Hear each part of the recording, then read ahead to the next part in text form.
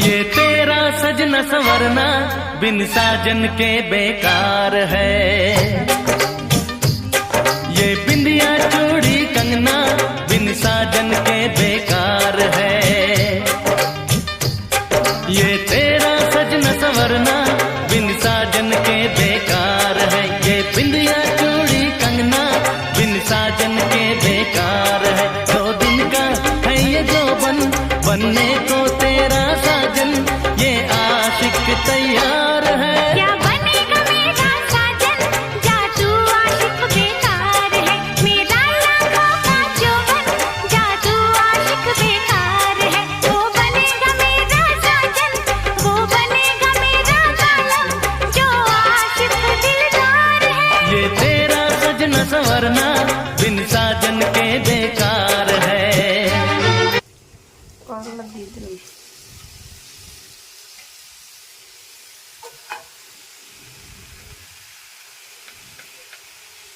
হলুদ আলু চামচ, লবণ আধা চামচ,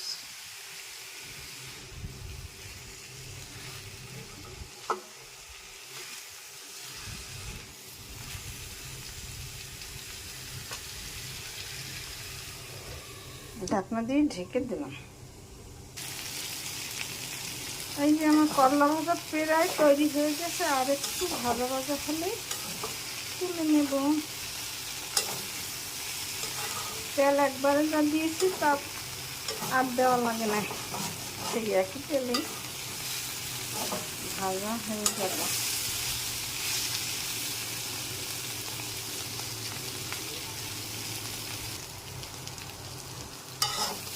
আমার করলা ভাজা তৈরি হয়ে গেছে। দেখুন, পেঁয়াজ রসুন দিয়ে করলা ভাজি করলে খুব খেতে সুস্বাদু লাগে। এরকম গরমে করলা ভাজা খেতে খুব ভালো লাগে। এরকম আপনারা করলা ভেজে তৈরি করে খেয়ে দেখবেন একদিন, পেঁয়াজ রসুন দিয়ে কেমন লাগে।